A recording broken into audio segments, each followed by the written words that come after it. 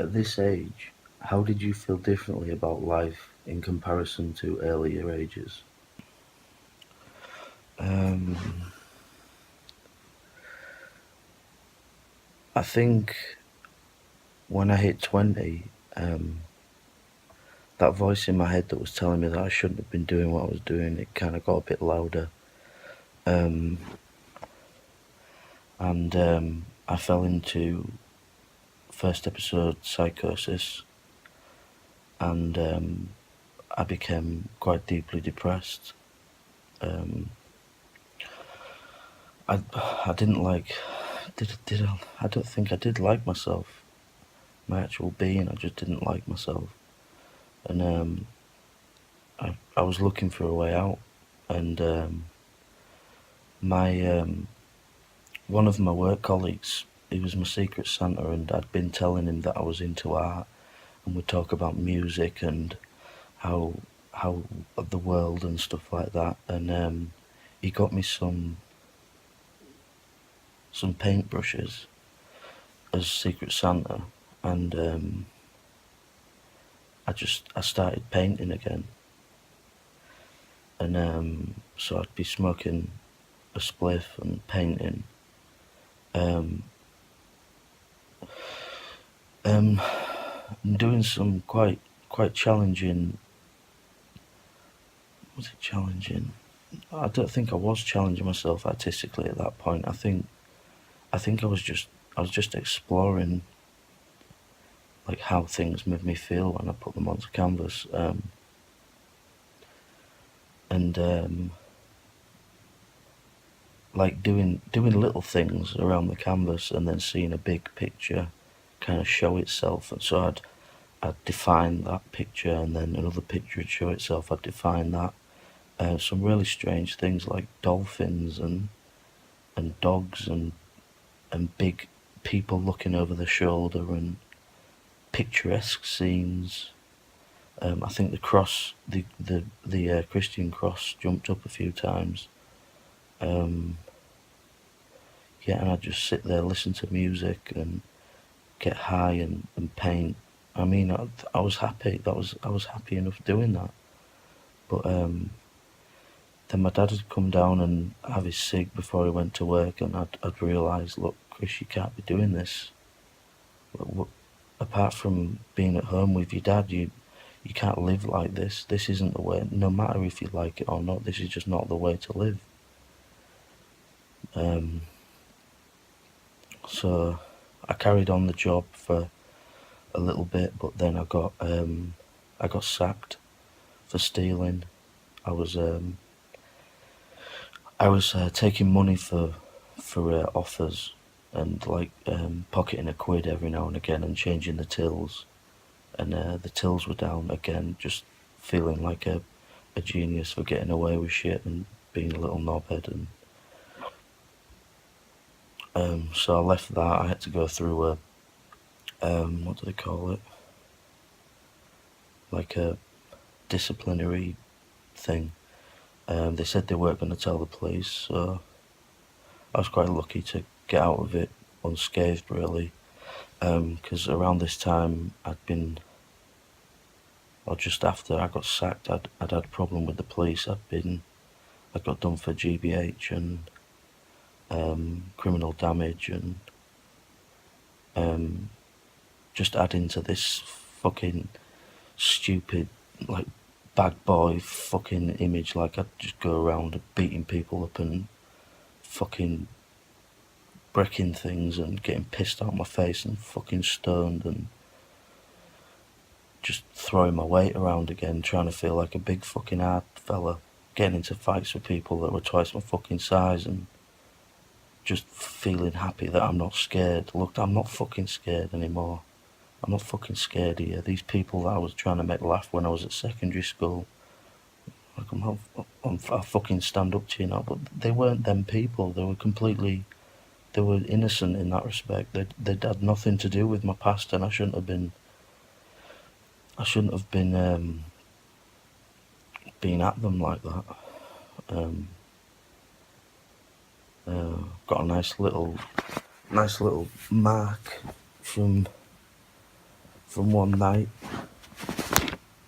getting pissed and ended up in Scarborough Hospital for putting a window through. And just shit after shit just kept on happening, and I was just in there, and I was always at the wrong place at the wrong time. And I didn't know what I was becoming, and that maybe excited me a little. I didn't know how deep it went, how deep the rabbit hole went. And since then, I mean, I do realise that it goes, like, I wasn't even scratching the surface. There's people out there that,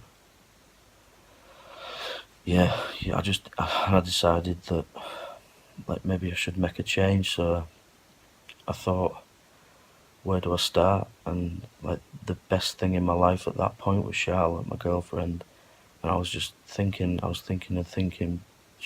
don't deserve her, and she doesn't deserve this. I don't deserve her. Yeah, I don't deserve her, and she doesn't deserve this. Yeah, that's what I was thinking, and I kind of, well, there was one night I was stoned and I put my hands on her. She said something, and I just, like, just to her head, and then that was kind of it. Romantically, that was just the dream was dead then, and I just fell into my depression and just thought, look, everything was in the right place there, and maybe you got a bit scared, but you can't be putting your fucking hands on her. So I, like, left her as this, like, massive romantic gesture, but it was fucking pathetic. I should have fucking saw it through and stayed with her and accepted her help, because she was trying to help me, and I wasn't having it. I was like, I want to do this on my own. I want to come out the other end, the Chris that I was, the Chris that you fucking fell in love with, and I just want to just be that person so we and I and you can be happy again. But I was a fucking drug addict. I was a drug addict. I had depression, and I just, from out of nowhere, I plucked up this, probably, I don't know whether it's good for her because I haven't seen her since. I mean, I've looked for her, I've kept an eye out for her and stuff, but I've never seen her. I think she's happy. I mean, she blocked me on Facebook, so I can't have a nosy and see how she's doing or anything. I've got no number. I know where her parents live. Maybe I should go and see that, but then I'm like, well, why? What would they think if I turned up and I just said, hi, I'm back. Fucking hell. Just like summer, like, I want to know her. I want to be able to talk to her. I don't want to walk down the street and have it in the back of my head that I'm going to maybe bump into her, and then I'm going to have this awkward sort of silence. Will she talk to me? Will she not talk to me? Because, I mean, I did the right thing, I think, but I was completely in the wrong. So you've got the person that's doing the wrong shit, doing the right thing as an ultimatum, and I don't know how she's dealt with that. Tell me about the time when you got diagnosed with your mental illness. Well, I went to the doctors because I was considerably ill. I was very ill.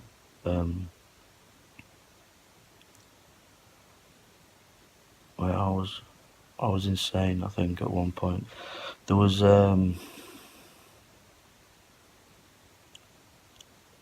one time that I was thinking of suicide, but it wasn't. I didn't want the end. And this has been playing on my mind the last few days because one of my friends has just committed suicide. One of the people that I used to go down to the snooker centre and play poker with, and he's just committed suicide on Christmas Day. And I was wondering, like, what was going through my head, and I didn't want it to end. I didn't want life to end. I don't think anybody does, because you never know what you've got until it's gone, and if it's gone, then how can you like figure out what life is? And anyway, I just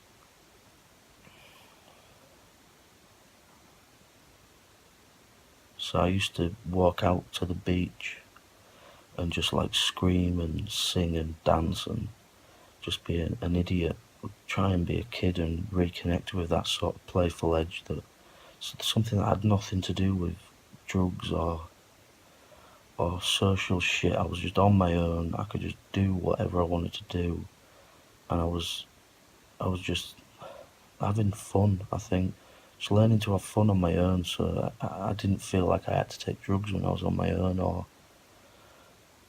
like just reassuring myself that there was some innocence and some beauty like in me still. And I think I'm now trying to put that into my artwork. I think I'm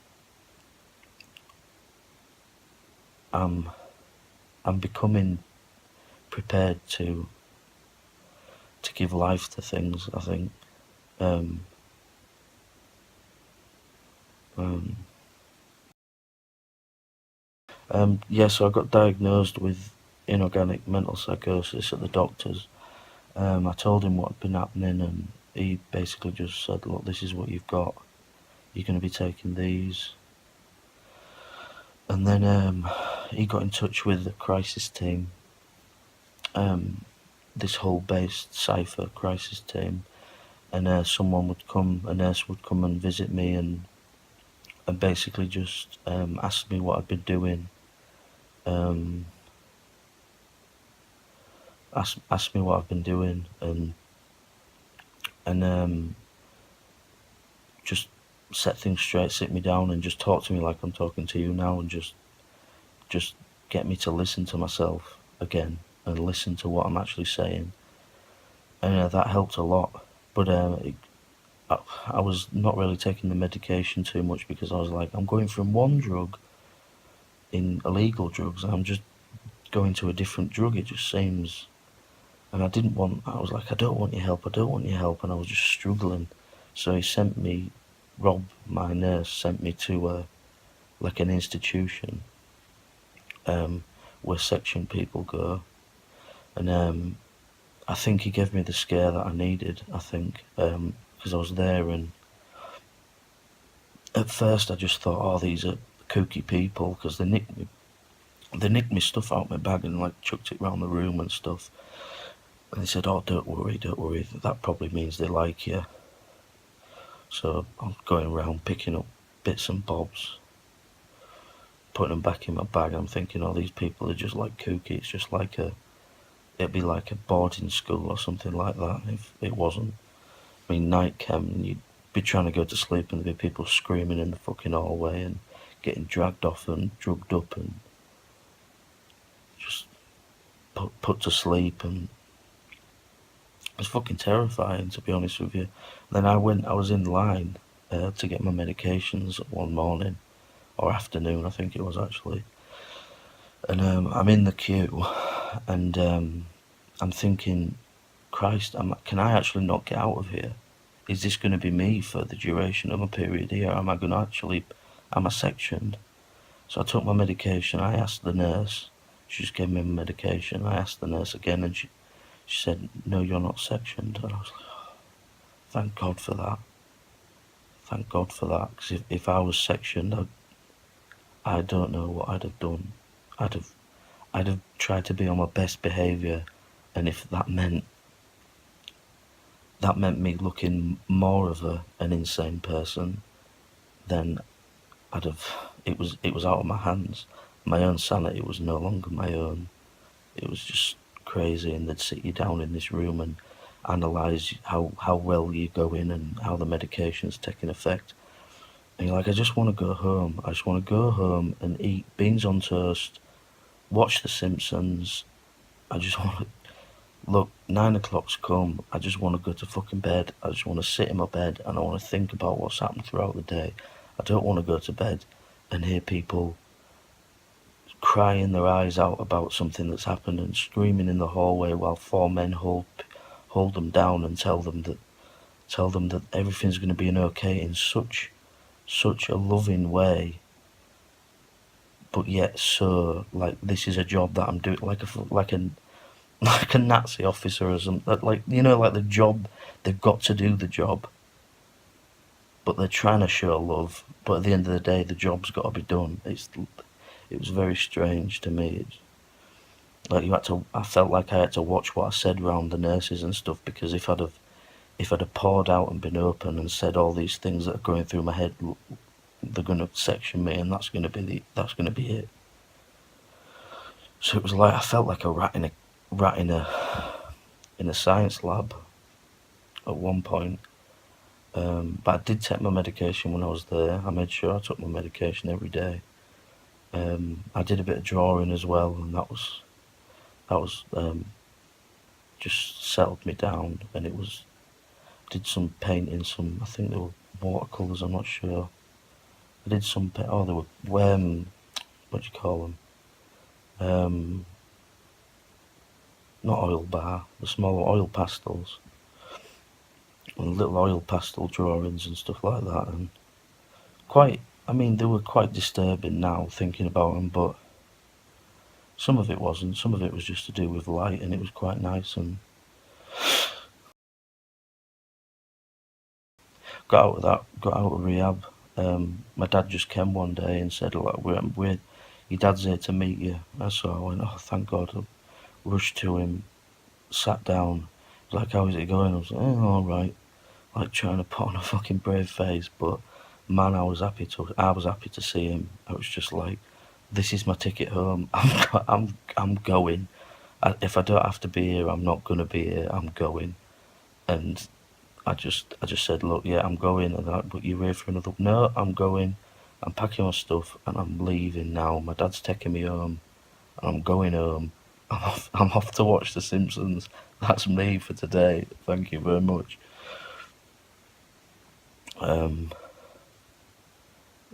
We moved house around this time as well.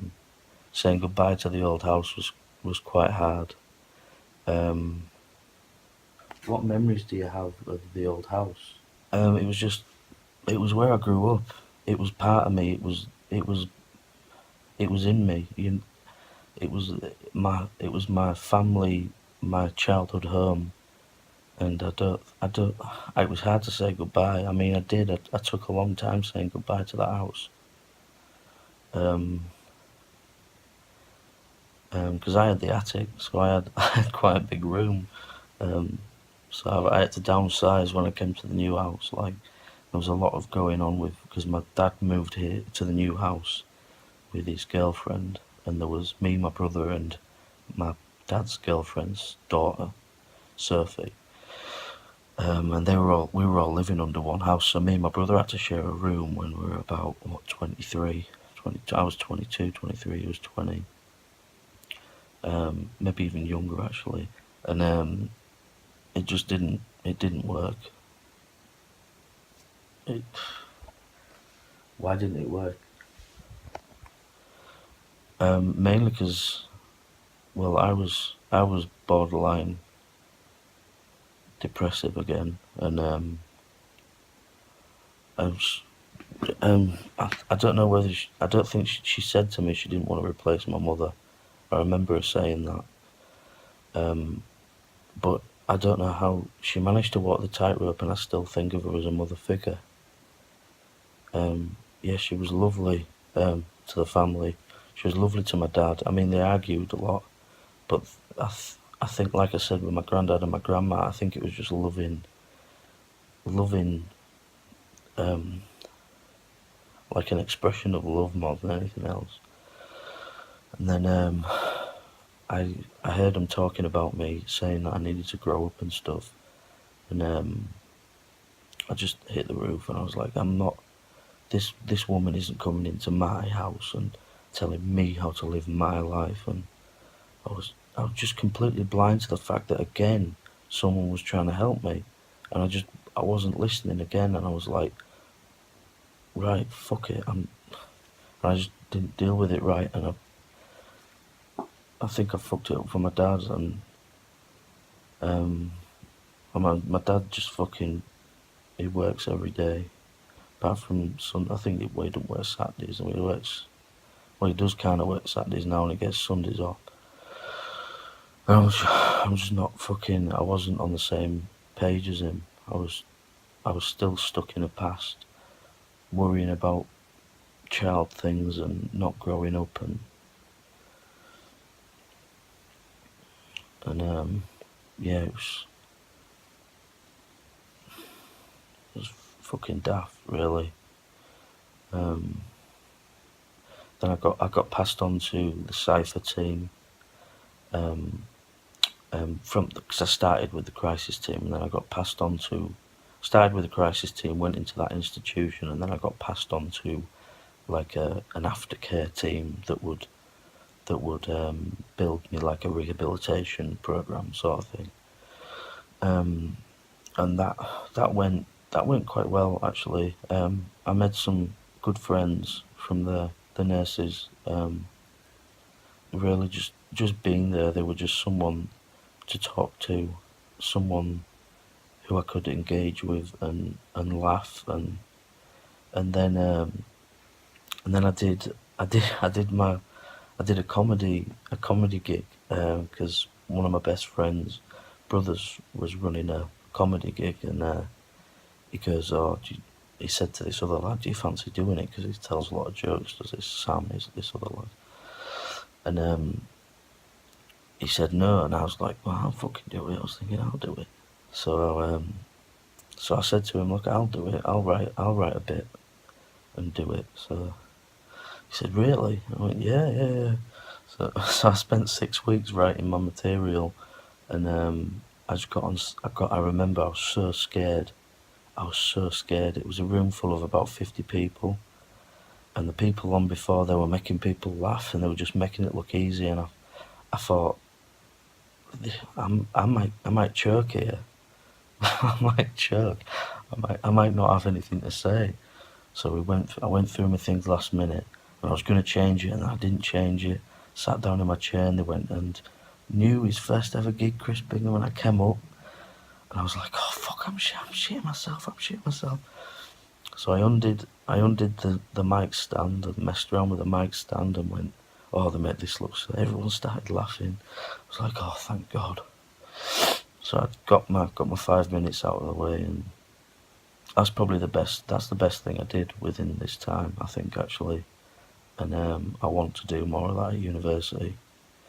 I really do want to do more of that at university. It was just brilliant afterwards. People were walking up to me and saying that was brilliant, blah blah blah blah. And yeah, it was brilliant. Back to education. Um, what was your education like at this time? Were you in school? Were you out of school? Well, I went back into education after what was it? About 2 years after I lost my job at Witherspoons. I went and did a national extended diploma in at the East Riding College, just down the road from our new house, and yeah, I did really well in that. I mean, I was becoming a bit of a what do you call it? Like pardon me, like a binge student. So I'd do nothing, lounge about, and then I'd go on like a day and a half, rack out a load of stuff. Just because I think that's just the way that my mind was working at the time, and I think it still does now. I just put it off, put it off. Well, not put it off. I'm still thinking about it when I'm putting it off, but I just like to get it all done as much as I can in one pop, and yeah, I came out of that with a distinction, merit. Yeah, I was happy. I mean, I'd have liked to have got a higher grade, but with my mental mode at that time, I I think that's as good as I could have asked for, to be honest with you. But I still felt like there was something missing. I didn't feel like I was ready for university yet. I mean, I applied back to the East Riding College to do a degree there, and thankfully they cancelled it because there wasn't enough people. I wasn't ready for university at that time. So my friend Ricky told me about this course that they did in Scarborough, a year course, like an access course. And I said, yeah, I fancy that. So I went there. I ended up getting that free as well. Well, if I graduate from university, they wipe the debt, sort of thing. So um, got into that, and they really just taught me about how to organise my art elements, how to break it down, so it's like an alphabet rather than thought make product. It's more like thought, break the product down into different bits, do your ticks, tick them all off, and then it was more like that, and I enjoyed that because it agreed with the way that I wanted to think, and I like thinking about what I'm going to make, and rather than just coming up with an idea, now I had different parts of the idea that could work together or not work together, that would add things to it or detract things from it, and I really learned a lot at Scarborough. What would you say your life would be like without education? I think there's a possibility. It's going to sound so corny, but I think there's a possibility I could be dead, um, or even worse, alive and addicted to drugs every day, being maybe even homeless. It's kind of been the stability throughout my life. Whether it was when I was younger and I was fighting to gain power that I couldn't get at home, or whether it was at secondary school where I was showing off to make friends, or whether it was at East Riding College where I was trying to understand myself and not always just talking and talking and talking and showing off, and actually think about what I'm saying and think about what it means, what I'm saying, and then Scarborough just getting me interested in making again, just making stuff and aspiring to be an artist, to actually to make stuff, to be a maker, a creator. Yeah, I think without that, my life, it definitely wouldn't be as rich as it is. I'd be, yeah, I'd be living, maybe living a lie, I don't know. I definitely wouldn't understand myself as much, and I wouldn't do something like this. I wouldn't record myself pouring out my emotions on a video and then put it to be watched to my teachers or to anyone. In fact, I found myself, I've opened up a lot to my friends since I've started these courses again, and I'm looking forward to where it's going to take me. How is your life now at 26? I miss home when I'm at university, but I've had quite a lot of opportunities over Christmas to see my niece, Honey Ray. That's been mint. I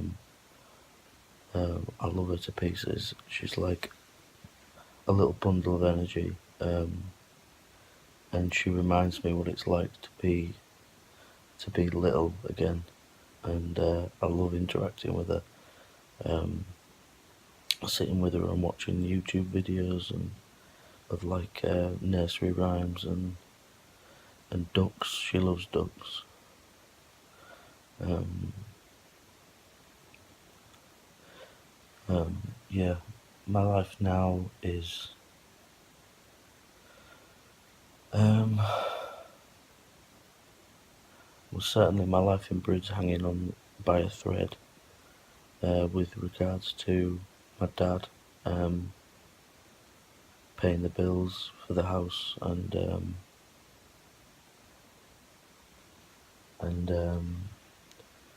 my mum and her partner. If I want to get out of university and live somewhere, then it's either Nottingham with my mum or Bridge with my dad. Um, um, I think it'll be a telling test um, next year when I have to get my own apartment, whether it be with friends or on my own, or um, I'd like to say I'm looking forward to it, but it's got to happen sometime, I suppose. So, um, there is an element of excitement there. It's just, um, I suppose it's not going to be that big a jump because living in university now, I'm kind of living for myself. Although I'm sharing a flat, I am living for myself now. Um, but yeah, I've loved coming back for Christmas and seeing my niece and my family and my friends and really just appreciating the time that I have with them a bit more, um, and not looking for the next fix or quick high, or I'm really spending quality time with my friends, and I think that's something that I should continue to do, because I am my friends and my family. Um, it's inevitable that someone you spend that much time with is going to have an effect on you, intentionally or subconsciously. Um,